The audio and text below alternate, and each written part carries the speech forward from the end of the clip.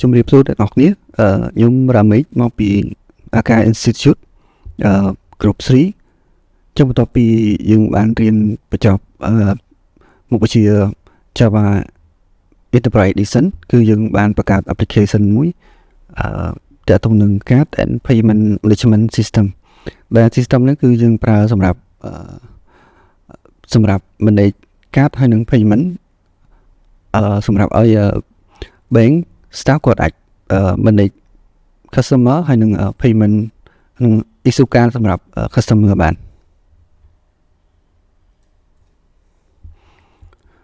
អញ្ចឹងមុននឹងចូលទៅក្នុង detail សម្រាប់ application យើងគឺយើង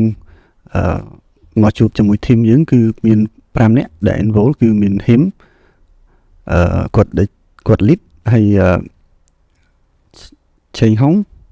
សុភ័ក្រគឹមសេងហើយនិងរ៉ាមិចគាត់ជា team member ចឹងអ្វីដែលយើង cover ជា detail នៅក្នុងនោះគឺមាន database design system architecture authentication flow payment flow មួយទៀតតទៅនឹង self database update ហើយនឹង migration card business logic ថា process card យើងមិនហើយ payment មិនដែរមួយទៀតតទៅនឹង audit tracking system យើងនឹង log activity ទាំងអស់នៅក្នុង system យើងមួយទៀតទៅនឹង security architecture ហើយសម្រាប់ feature គឺមាន advanced feature គឺមាន 3D caching message queue technique ហើយនឹង technical stack ថាមានអីគេយើងប្រើ technology អីគេខ្លះ payment feature card management feature ហើយនឹងមួយទៀតតទៅនឹង full audit history summary ហើយនឹង highlight final scope ហើយនឹង roadmap ហើយចុងក្រោយគឺយើងមាន live demo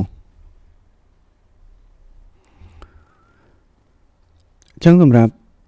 database schema គឺយើងមាន customer card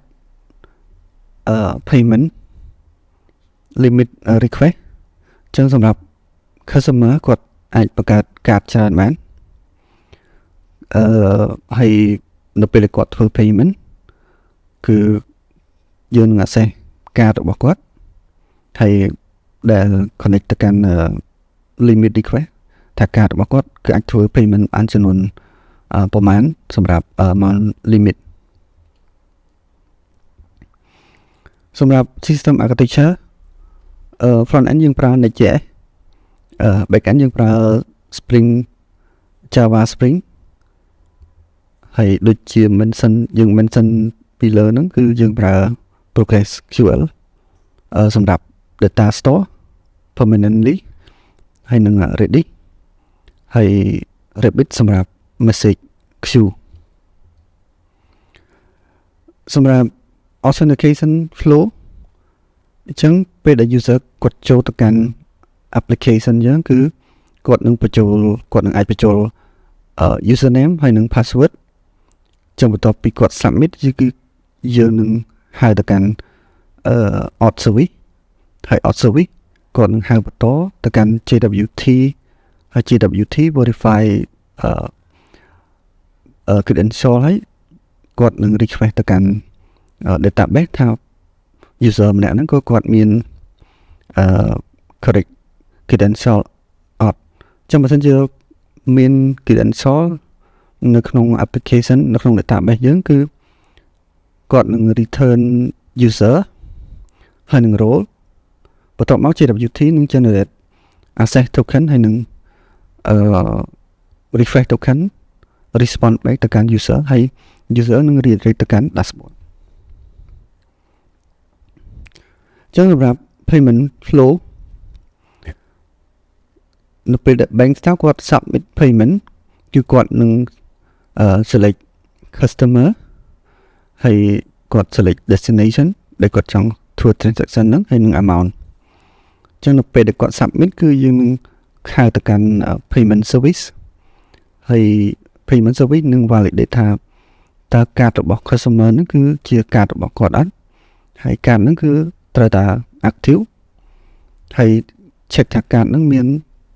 available balance ដែលអាច transfer បានចំនួន amount ដែលគាត់បាន submit នឹងអត់ បន្ទាប់ពីលក្ខខណ្ឌ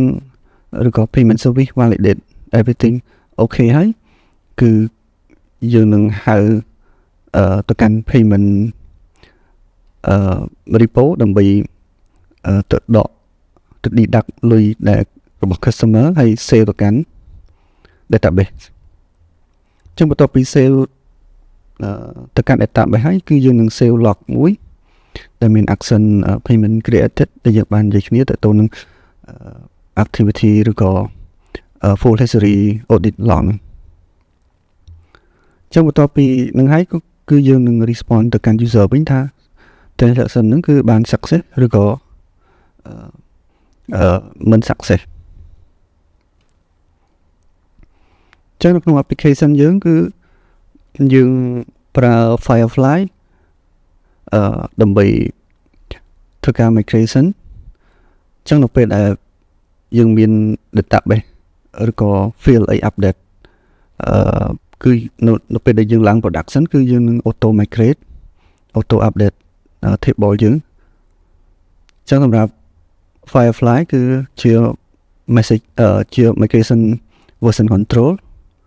ចឹងនៅពេលដែលយើងឡើង production គឺវានឹង auto migrate ឲ្យយើង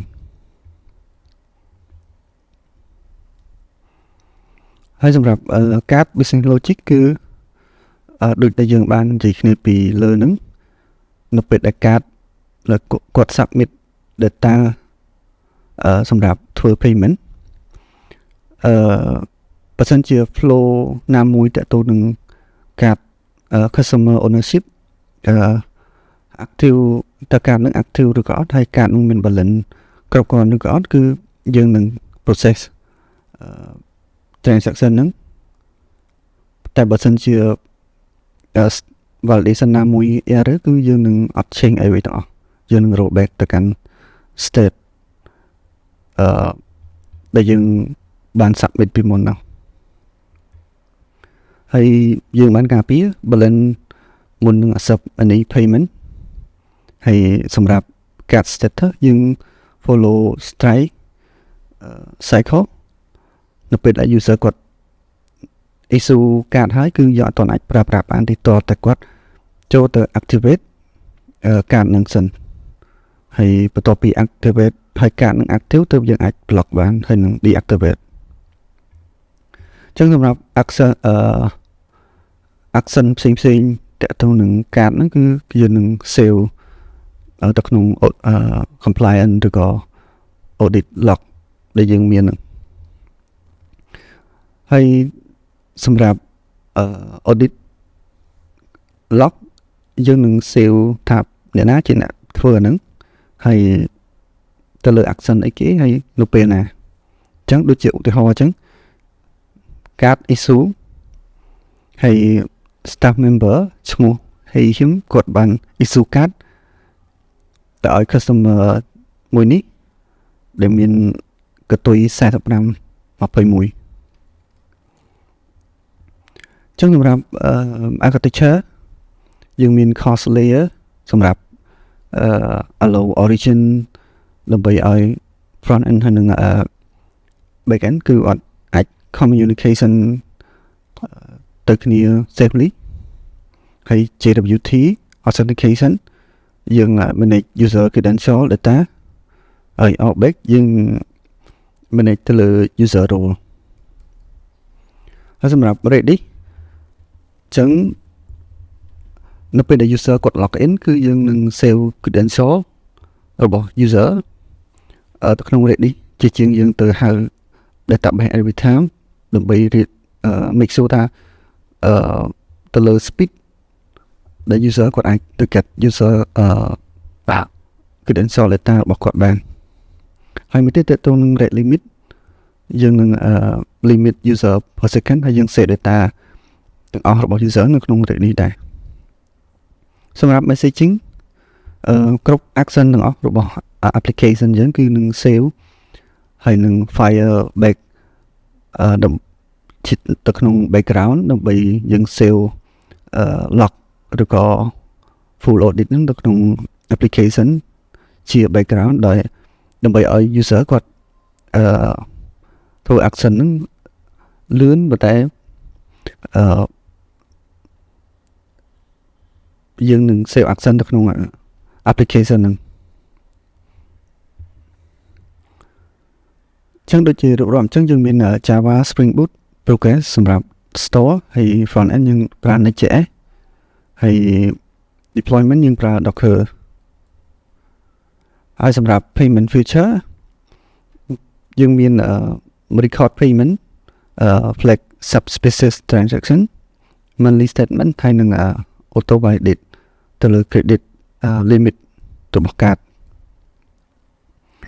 សម្រាប់ card management បន្ទាប់ពី issue card ហើយគឺវា pending ហើយ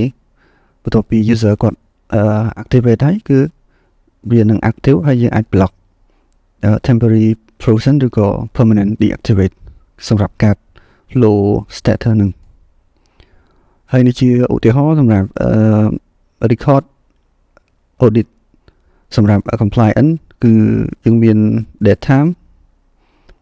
action performed by Navigator ហើយយើងមាន detail ក្នុងហ្នឹងទៀតអូខេហើយអញ្ចឹងអ្វីដែលយើងបានវាគឺ Java 21 Spring Flyway Migration JWT Session Auditor Docker ហើយនឹង Encrypted Card Storage ហើយសម្រាប់ feature ផ្សេងៗទៀតមានដូចជា card limit setting block card handling subspecies transaction flag monthly statement filter report approval for limit increase អញ្ចឹងបើសិនជា user គាត់ចង់ increase card limit គឺយើងអាចមាន feature នឹងដែរហើយមួយទៀត audit history ហើយនឹង dashboard សម្រាប់active ឬក៏ block card ហ្នឹងអញ្ចឹងសម្រាប់ demo យើងនឹង demo shortly អូខេអញ្ចឹងនៅពេលយើងចូលមកដល់ demo part អញ្ចឹងនៅពេលដែល staff របស់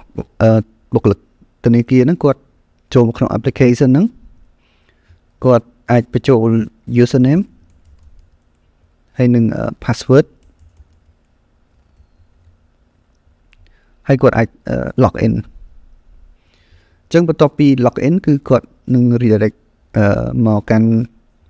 dashboard អញ្ចឹងនៅក្នុង dashboard ហ្នឹងគឺយើងនឹងឃើញ total customer ចំនួន total customer current active card total volume ហើយនឹង critical flag អញ្ចឹងក្នុងនឹងមាន recent customer merchant spending ហើយនឹងrecent activity ផ្សេងៗទៀតអញ្ចឹងក្នុងនោះគាត់អាចចូលទៅក្នុង customer អញ្ចឹងនៅក្នុងនោះគឺយើងនឹង list customer ទាំងអស់ដែលបាន register អញ្ចឹងយើងអាចបង្កើត customer មួយមកគឺនេះអញ្ចឹង email គាត់មក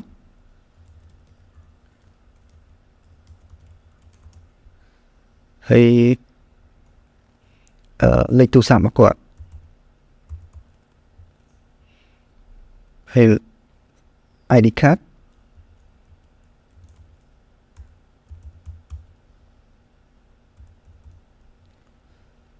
date of birth ហើយនឹង address ចឹងបន្ទាប់ពី register customer success យើងអាចចូលទៅក្នុង customer ទៅចឹង user meet នេះដែលយើងបានបង្កើតមិញគឺនៅ pending KYC ទេចឹងយើងអាច update KYC ឲ្យគាត់ទៅចឹងបន្ទាប់ពី update KYC ហើយគឺយើងអាចចូលទៅមើលនៅក្នុងកាតគាត់ទៅគឺ 0 ចឹងគាត់អត់មានកាតទេចឹងយើងអាចចូលក្នុងកាត detail មកហើយយើងអាច issue កាតឲ្យគាត់មួយមកចឹង user mini ក្នុងនោះមាន2គឺកាត network ជា Visa card ឬក៏ Mastercard អញ្ចឹងស្រេចជា Mastercard មួយមកហើយ card tap ជា debit ឬក៏ credit card អញ្ចឹង first credit limit របស់គាត់ខ្ញុំ set ទៅ 10000 ចុះអញ្ចឹងយើង issue card គាត់មួយមកអញ្ចឹងចូលទៅក្នុង customer ឈ្មោះមីនានឹងម្ដងទៀតយើងនឹងឃើញថា credit limit របស់គាត់គឺ 10000 ហើយ available balance នៅក្នុង credit card ហ្នឹងគឺ 10000 ដែរ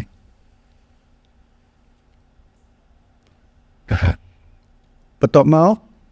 យើងអាច top up កាតឲ្យគាត់ 1000 មកអូខេ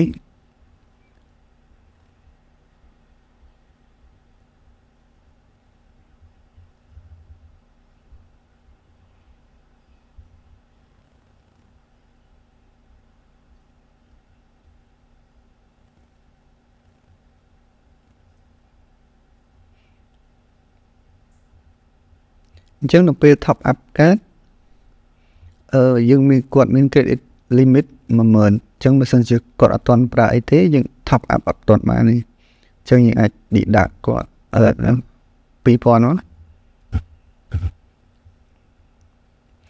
បន្ទាប់មក available balance របស់គាត់គឺ8000អញ្ចឹងយើងអាច top up ឲ្យគាត់ 1000 វិញមកអូខេអញ្ចឹងក្នុងនោះដែរ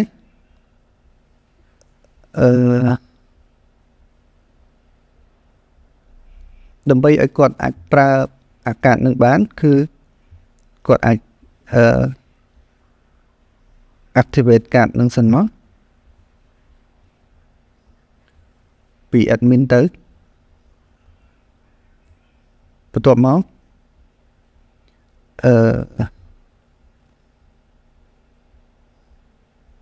យើងអាចចូលក្នុងកាត management យើងនឹងឃើញកាត cycle ទាំងអស់ current card ដែល active គឺចំនួន4ហើយ inactive 2 block 0ហើយ pending activation 0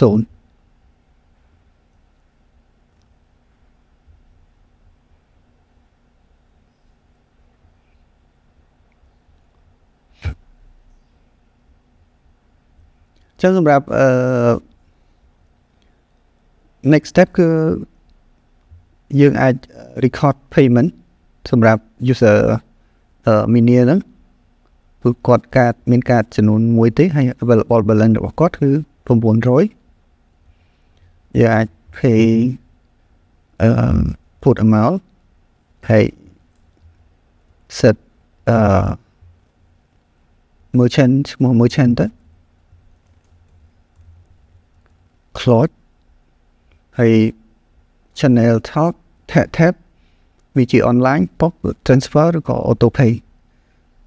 ញ្ចឹងអាច confirm payment ឲ្យគាត់ទៅអញ្ចឹងបន្ទាប់ពី payment success ហើយយើងអាចចូលទៅមើលក្នុងកាតនឹងបានអញ្ចឹងនៅសល់តែ8000ទេ available balance ដែលគាត់បាន pay ហើយដែលបាន use up available អញ្ចឹងសម្រាប់credit card មួយហ្នឹងគាត់ចង់បាន limit រហូតដល់ 20000 អញ្ចឹងយើងអាច submit request limit ឲ្យគាត់20000 មកហើយយើងដាក់ reason submit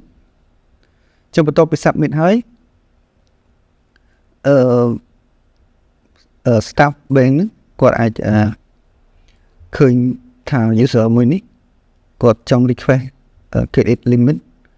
credit card limit រហូតដល់ 20000 អញ្ចឹងគាត់អាច reject ឬក៏ approve អញ្ចឹងត្រង់នេះយើង approve មួយមកយើងចូលទៅក្នុង customer ហើយ card ហ្នឹងម្ដងទៀតអញ្ចឹងគាត់ credit limit របស់គាត់គឺ 20000 ហើយគាត់ប្រើអស់ 2000 ហើយអញ្ ចឹង available balance គាត់គឺ18000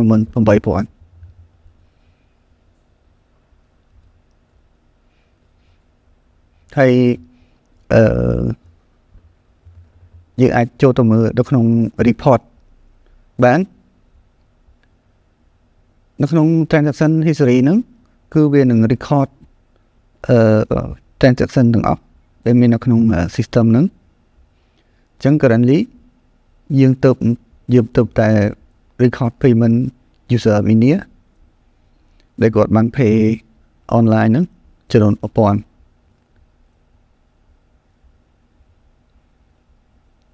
ចឹងក្នុងនោះយើងអាចបើសិនជាពីខាង bank ទៅគឺនឹងមាន system ដើម្បី detect ថាគាត់ send ទៅវាមិនប្រក្រតីឬក៏គាត់អាច manually flag payment ហ្នឹងទៅជាuncommon ឬក៏ suspicious ចឹង send to unrecognized network ដែលអាចជា fraud ឬក៏អីទៅ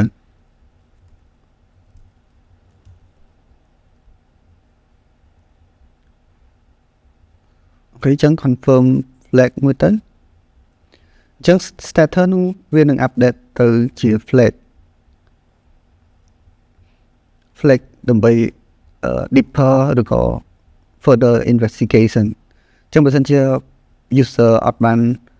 pay ទៅលើអាហ្នឹងទេចឹងមានអ្នកផ្សេងគាត់ប្រើប្រាស់កាតហ្នឹងគឺយើងអាចនឹង freeze គាត់ freeze transaction ម្ដងសិនដើម្បី investigate ឬក៏អាចនឹង return back ទៅម្ចាស់ដើមវិញតាមលក្ខខណ្ឌរបស់ធនាគារ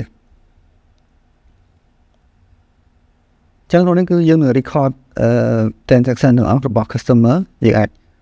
filter តាម customer មក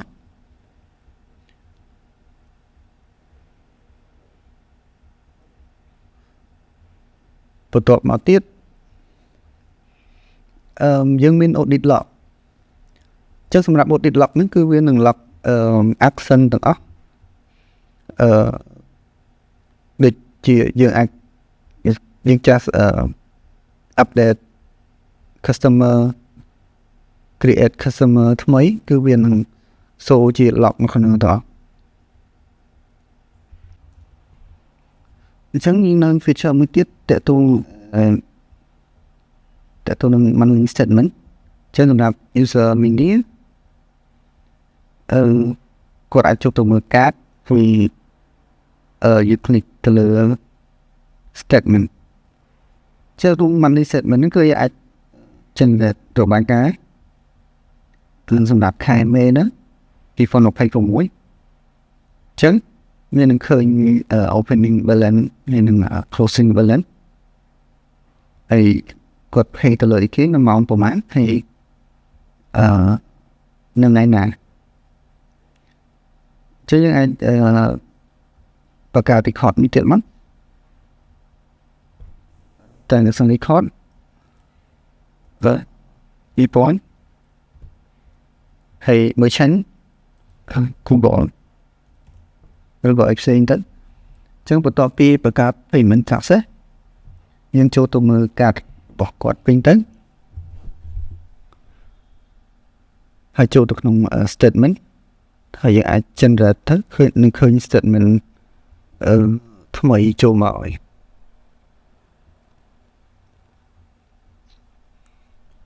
អញ្ចឹងពី group 3 ទៅគឺយើងមានតែប៉ុណ្្នឹងឯងសម្រាប់កាតហើយនឹង payment management system អរគុណច្រើន